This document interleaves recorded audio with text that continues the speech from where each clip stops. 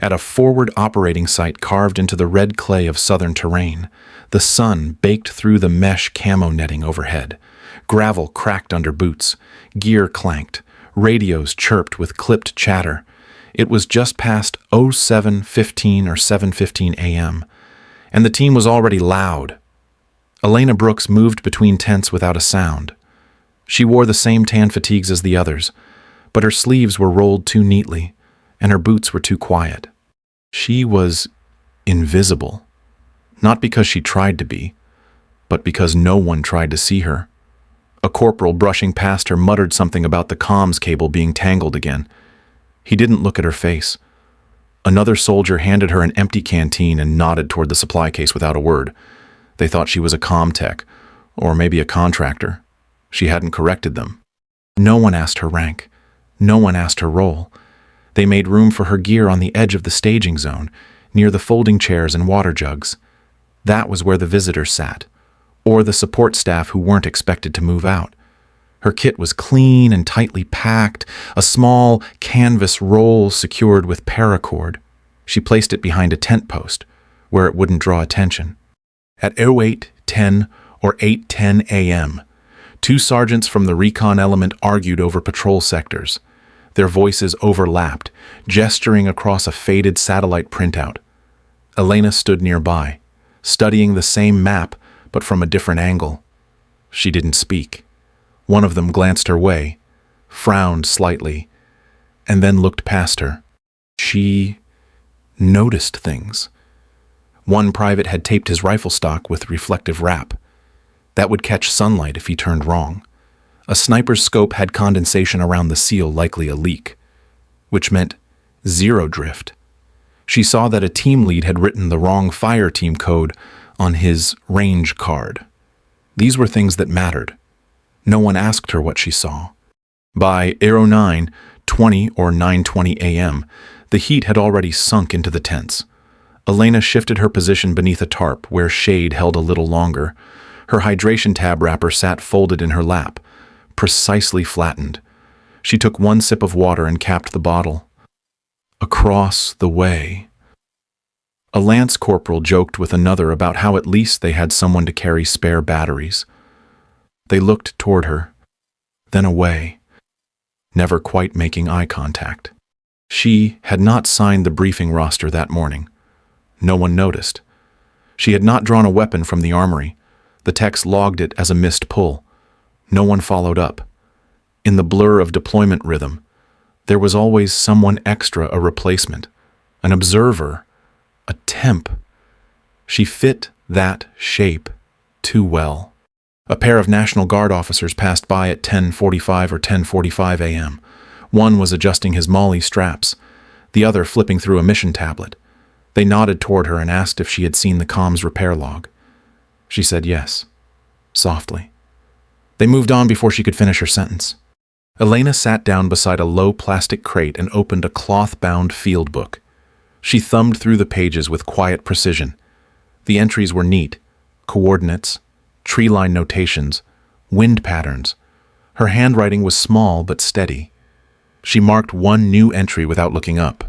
Someone tossed a bag of cables in her direction. It landed a few feet short. She reached for it without pause, looped the loose ends, and placed it in a bin behind her. She wiped her palms on her knees.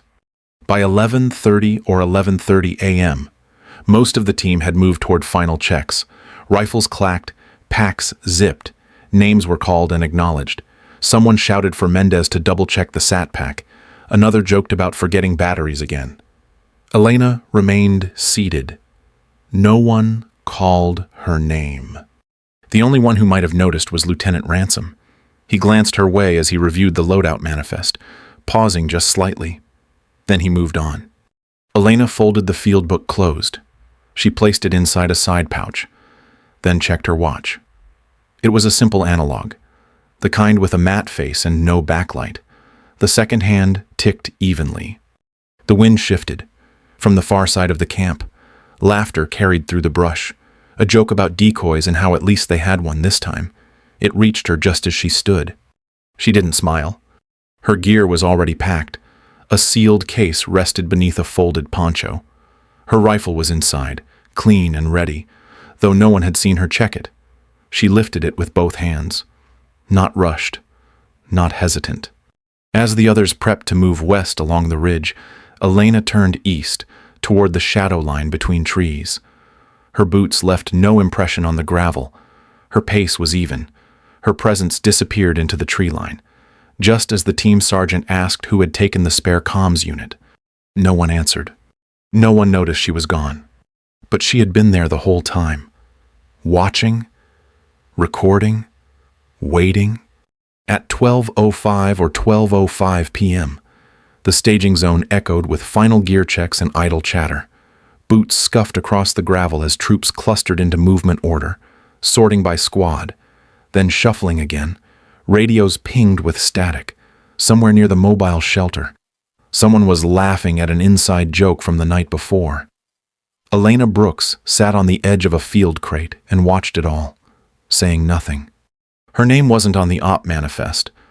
No one had noticed that either. She wasn't assigned to any fire team, wasn't given a sector, and hadn't been handed a map. The comms operator on duty had assumed she was a tech from the logistics wing. The sergeant from Alpha Squad had told her to stay out of the way earlier that morning, pointing toward the admin tent without really looking at her. Elena didn't correct them. She hadn't been issued a call sign for this deployment, but she didn't need one. Her uniform carried no rank. Her rifle case remained shut beside her boot. One hand rested lightly across the top of it, thumb tracing the webbing strap. She kept her eyes open. Every detail mattered. Private Laramie passed within 3 feet and didn't see her. He was fiddling with the Velcro on his side pouch, swearing under his breath about a missing magazine. Staff Sergeant Coyle barked orders from under the canopy, calling out patrol sequences. His voice carried, fast and clipped, the way it always did before a recon push. He never looked in Elena's direction. She had already memorized the movement route.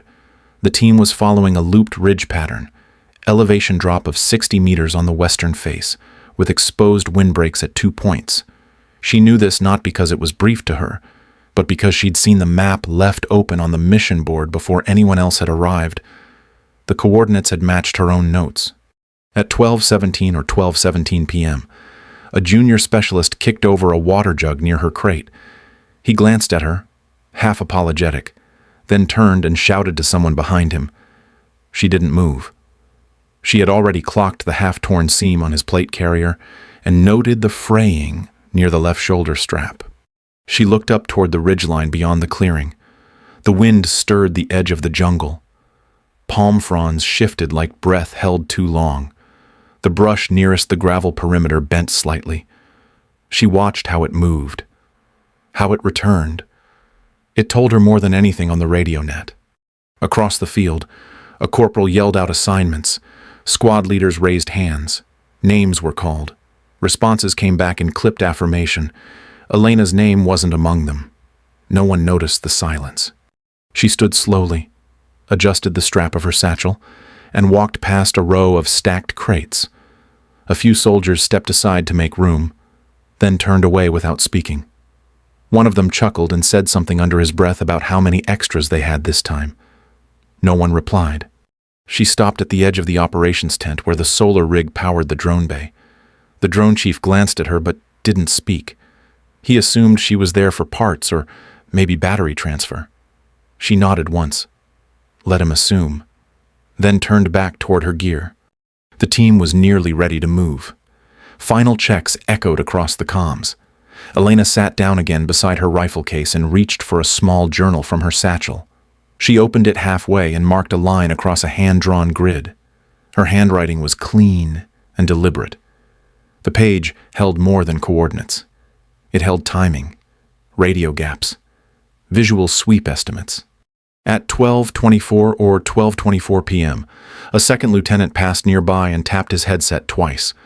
He looked at Elena and raised his eyebrows like he was about to ask something. Then his radio buzzed and he turned away. She watched him go. No one gave her an order. No one marked her absence. And yet, she had already started to move. Not on foot, not physically, but in her head. The mission had already begun. Her silence wasn't waiting. It was preparation. And while no one had asked what she was doing, no one would be able to undo what she was about to do. At 12:30 or 12:30 p.m., the forward team stepped off with the usual noise of movement. Straps tightened, radios buzzed, boots thudded across packed earth. Someone cursed at a loose buckle. Another shouted for the drone feed. Voices overlapped like static. No one checked the perimeter again. They thought they were alone out there. Elena Brooks waited until the last pack cleared the southern line. Her hands moved without sound. She knelt beside the crate where her rifle case had rested all morning, unclipped the seals, and folded it open. Inside, the M110A1 SDMR lay wrapped in mat cloth. Suppressor, already mounted. She slid it free and ran one hand along the upper rail. There was no dust, no rattle. She had prepped it days earlier. She checked the bolt carrier group, eased it back, and let it reset. Her gloved hand reached into the side pouch for a loaded 20-round magazine. She seated it with a quiet press, double-checked the tension, then loaded one round forward. The weapon made no noise, louder than breath. The safety clicked into place beneath her thumb. Around her, the jungle was already folding back into its rhythm. Cicadas rose in layers, brushing against wind.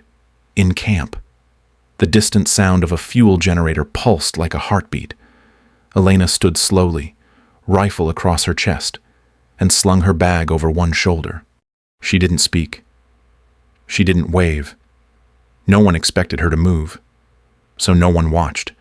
The team had headed west, toward Echo Ridge. Elena stepped east. Not a single leaf stirred beneath her boots. Her gait was low, center line, body angled just slightly forward. She passed the outer wire without hesitation. Beyond the first line of brush, she paused and adjusted her ghillie net. It uncoiled over her shoulders in a loose weave, colored in 4 patterns: woodland green, wet brown, faded tan, and shadow black. It draped like foliage. Her outline blurred. By 12:34 or 12:34 p.m., she was no longer visible from the clearing. The radio team logged the unit as fully deployed. They didn't count heads. They didn't notice her signal was never broadcast. Elena didn't wait for orders. She had already built the op in her mind, grid by grid, contour by contour. Her path was quiet, her intent sharper than steel. No one called her name, and no one would. At 12:52 or 12:52 p.m., the canopy closed overhead. Light filtered through in broken slats. The jungle held its breath in the way it always did when someone new entered it. Elena Brooks moved flat to the earth. Her knees slid forward inches at a time. Her elbows tucked beneath her frame. Her boots never lifted from the ground. The ghillie net covered her back in loose drapes of synthetic fiber, stitched with 4 distinct zones. Each zone matched a terrain layer: low moss, fallen bark, dry leaf, and humid fern. The weight distributed evenly across her spine. Her rifle stayed tight to her chest, barrel forward, optic hooded. She didn't follow a trail. She followed absence. No broken twigs, no turned leaf edges. She moved where nothing had moved recently. Her eyes scanned not for motion but for stillness that felt wrong. She studied tree bases, root angles, the shape of shadows on slope curves. In sniper doctrine, this was visual index calibration, learning the pattern so you could see what didn't belong. Her breathing followed the rhythm of movement. 4 seconds in, 6 seconds out. Paused. Then again. It wasn't for calm. It was for masking. In thick jungle, even breath can ripple leaves. The air was thick with heat and the weight of moisture. Every sound had depth. Cicadas pulsed above her head, but she listened between the layers for silence, for stops, for anything that broke sequence. At 13:04 or 1:04 p.m., she halted under a branch webbed with lichen. Her left hand shifted forward in a fan. Fingers didn't press. They felt. The slope curved slightly west. She adjusted her path 2 degrees to avoid a fern cluster with flattened stems. That meant weight had passed recently, not crushed from above, but parted from beneath. She paused again, her cheek pressed against damp earth. Her right eye scanned a 10-meter arc. One root knuckled above the surface. A broken beetle shell lay just to the side. It hadn't browned yet. Someone was ahead. Elena shifted her hips to rebalance. Her rifle stayed untouched. She was still in travel posture. Her bipod hadn't deployed. She reached back and slowly brushed a single vine from her leg. It caught on her bootlace. She waited for a breeze to shift it free rather than pull. Movement wasn't the mission. Stillness was. She moved again, crawling forward just 10 centimeters, then stopped. The 4-zone ghillie net clung to leaves like natural shadow. Her profile had disappeared from human shape. Even from 10 feet away, she would register as earth and brush. At 13:11 or 1:11 p.m., a sound crossed the canopy, not a bird, not a twig, but too rhythmic. A call and answer hawk cry, wrong spacing, measured intervals. It wasn't natural. It was a signal. Elena stilled her body completely. Not even her jaw moved. Her ears picked up the pattern. 3 bursts. Pause. Repeat. That meant grid marking, likely a forward scout team setting overwatch positions. She didn't have visual yet, but her crawl route would bring her below their line if they'd chosen standard sniper posts. She rolled left slowly, using her torso to angle without shifting leg position. Her cheek touched mud again. It cooled her jaw. She tasted iron in the air. Someone ahead was sweating hard, possibly stressed. The wind had shifted. Elena closed her eyes for 2 full breaths. When she opened them, the field had changed. Shadows fell shorter. She clocked them. She adjusted again. Every inch forward had weight. Every second meant position. Nothing in her crawl existed by accident. She hadn't been assigned a sector. She hadn't received a target. But she was already in theirs. At 13:19 or 1:19 p.m., Elena reached the slope's second rise. The brush here thickened, but the undergrowth was low. Visibility dropped at mid-thigh. She moved with her chest pressed to the ground, cheek flat against cooled mud. Her right hand anchored the rifle. The barrel stayed tucked beneath a layer of moss that disguised the suppressor's matte finish. Ahead, the terrain folded into a shallow bowl. On the far lip of that bowl, she spotted the first silhouette. Stationary, rifle forward, bipod deployed, long barrel with flash hider. The shooter was angled downslope, just above a break in tree cover. His scope arced slowly in 3-degree sweeps. She paused, counted the time between movement shifts. 11 seconds. Sweep left. Pause. Return. Hold right. 11 again. At 13:22 or 1:22 p.m., a second glint flashed at mid-slope.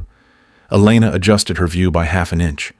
The second sniper was higher up, built into a tripod nest, elevated enough to catch crossfire angles.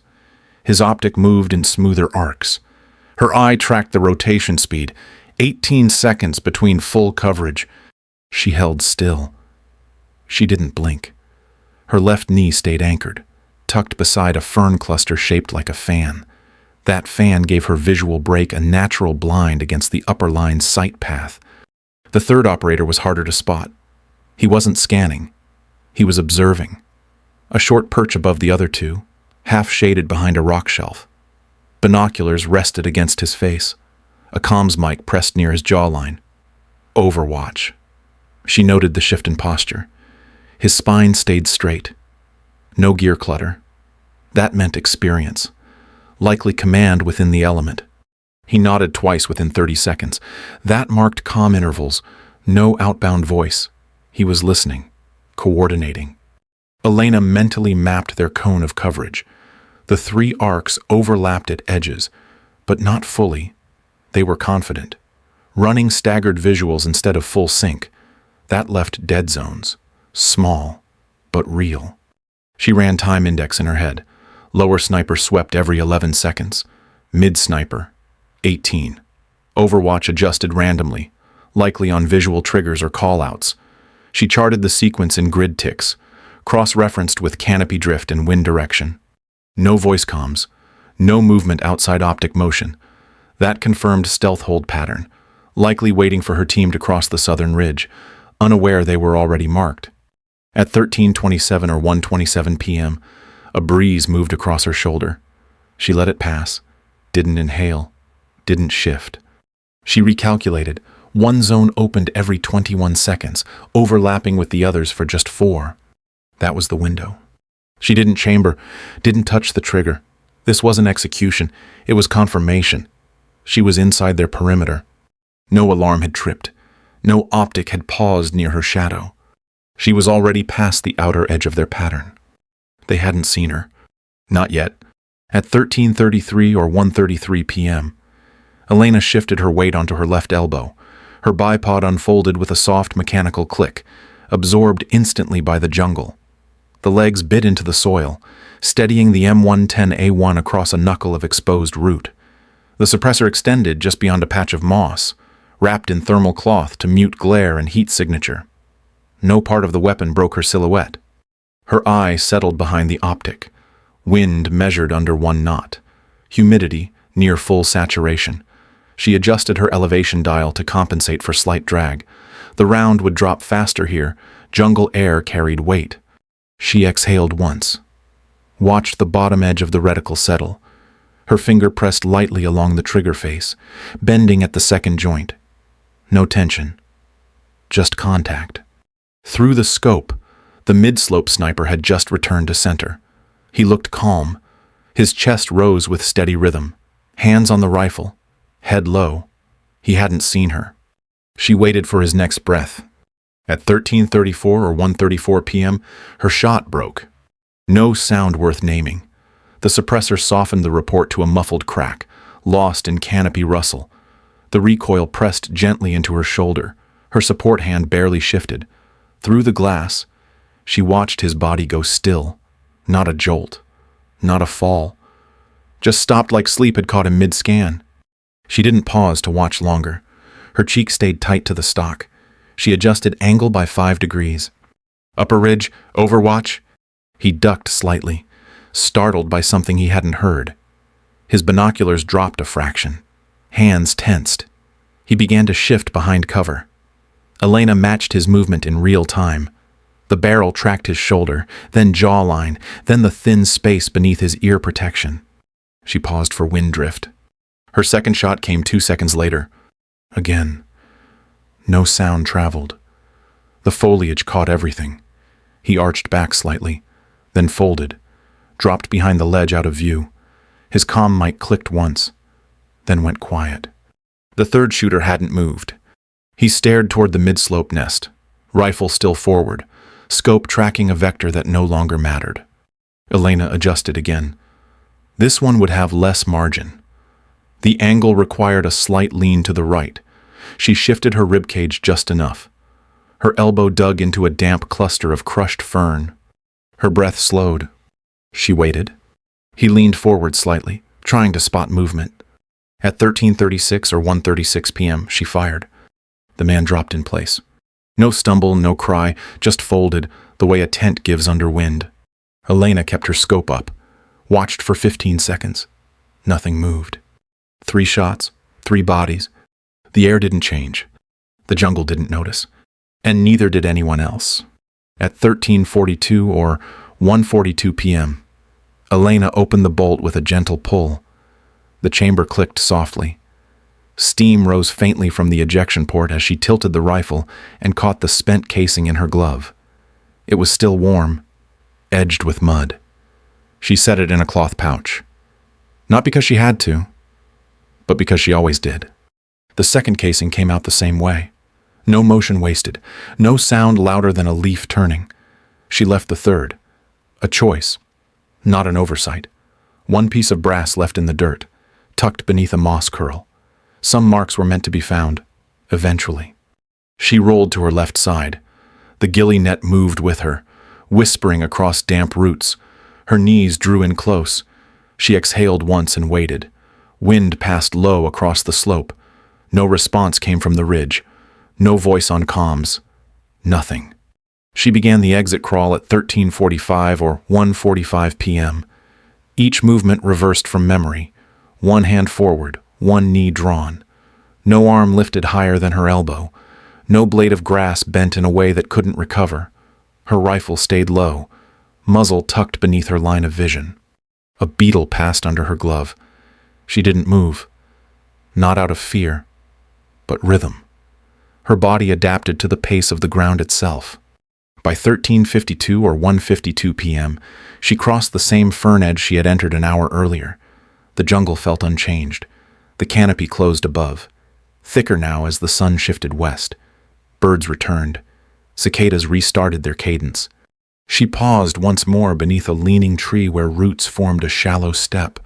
Her hand rested against the bark for less than a second, just enough to feel the heat leave her skin. Then she moved on. The jungle swallowed her path behind her. No boot prints, no snapped branches, no thermal bloom. Only stillness. And the memory of silence where something used to wait. At 14:05 or 2:05 p.m., the command tent hummed with low voices and overlapping radio calls. Screens glowed against canvas walls, casting a pale light across the room. One monitor showed the ridge slope in thermal overlay. 3 heat signatures had gone still within 90 seconds. No weapon flash, no movement, no approach. Major Ransom stood behind the main table, one hand on a tablet, the other resting on his hip. He stared at the screen without blinking. The tech running the drone feed had already rolled the timeline back twice. Still no entry trail, no muzzle flare, no heat bloom. The thermal footage replayed again. 3 enemy snipers. First one slumped. Then the second disappeared behind a ledge. The third dropped like a hinge folding shut. All clean. All from one direction. "Do we have eyes on the shooter?" Ransom asked. His voice was low but clipped. "No visual, sir," the analyst said. "There's no entry path, no infrared signature. Whoever fired didn't leave a mark." Behind him, a junior scout leaned closer to the screen. His brow tightened. "That's the tripod nest. That's Echo Slope." Another voice from the corner said, "Nobody was tasked to that sector." The room went quiet. At 14:09 or 2:09 p.m., the drone operator zoomed in again. The triangle formation was still visible. 3 bodies, precise spacing, no sign of a fourth presence. Then someone asked the question without looking up. Could it have been air? "No overflight," the comms officer said. "Not at that time. Nothing cleared that altitude." Silence again. From the far corner of the tent, the youngest comms tech spoke. "I think it was her." No one responded at first. Ransom turned his head slightly. "Who?" The scout didn't meet his eyes. "The woman. The one from the crate. She was here this morning. Nobody had her on any list." Ransom walked out of the tent without a word. Outside, the afternoon sun bent low through the trees. Wind pressed warm air across the gravel.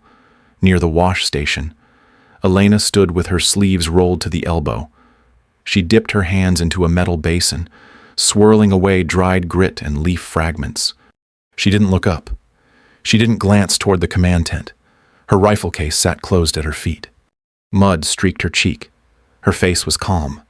One hand dried slowly with a towel clipped to her belt. Behind her, 2 soldiers stood in quiet conversation. One looked toward the ridge on the screen and then toward her. He didn't say anything. He didn't need to. They were starting to understand. She had been there. And now, so had they. At 14:37 or 2:37 p.m., Elena sat near the rear slope, far from the tents and noise. A rusted supply crate served as a seat. Her boots were planted against the incline, heels pressed into the dirt for balance. The jungle stretched quiet behind her. In her left hand, she held a small, blackened coin. It was scratched at the edges, the crest dulled by heat and wear. The surface still showed a faint outline of a scope over crossed rifles, the mark of a sniper school that most never spoke about, and fewer ever passed.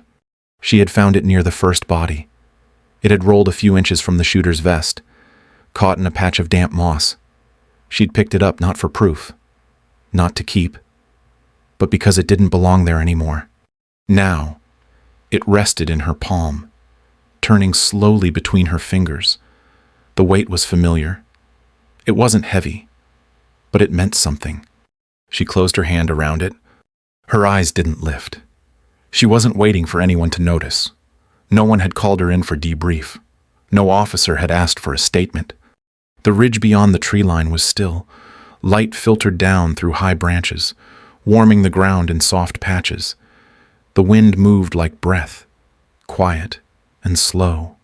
The ghillie net she had worn was folded beside her like a blanket never used. Her rifle case leaned against the crate, sealed and undisturbed. A bird called once from somewhere above, then went quiet. Elena let the moment pass. She didn't speak. She didn't move. Recognition, when it came without ceremony. Just the coin, and the quiet, and the stillness of someone who had done what needed doing. Alone. Sometimes, the people who change everything are the ones no one remembers to thank. They don't raise their voices. They don't wear stripes or chase spotlight. They sit in the back, take the hardest route, and never explain what they're carrying. Elena Brooks didn't sign a roster. She didn't wait for permission. She saw what needed to be done, and she did it without expecting applause. She was overlooked by her own team. She had no call sign, no orders, and no recognition. But when 3 trained snipers threatened the ridge, she was already moving. By the time anyone realized, it was already finished. No sound, no trail, just 3 cleared positions and a silence that protected everyone else from what could have come. Her power wasn't noise. It was restraint, control, stillness sharpened by years of discipline. That kind of strength doesn't show up in ceremony. It lives in the spaces between words. It's found in the way someone listens more than they speak, in the way they act without needing credit. You don't need to carry a weapon to understand what she did. You only need to remember someone in your life who moved that way, someone who showed up quietly when things went wrong, who didn't say they were brave, but simply stood where no one else could. Maybe it was a parent, a teacher, a friend who never said much, but always stayed. There are people out there who hold the line without ever needing to be seen. Elena was one of them, and maybe someone in your life is too. So, if this story made you pause, take a moment to think about the quiet strength you've seen. Maybe it's in yourself. Maybe it's someone you forgot to notice. Either way, their silence isn't emptiness. It's resolve. And if you feel like sharing, we'd love to hear about it. Not for the likes, not for the views. Just to remember that not all heroes make noise. Some simply breathe, then disappear.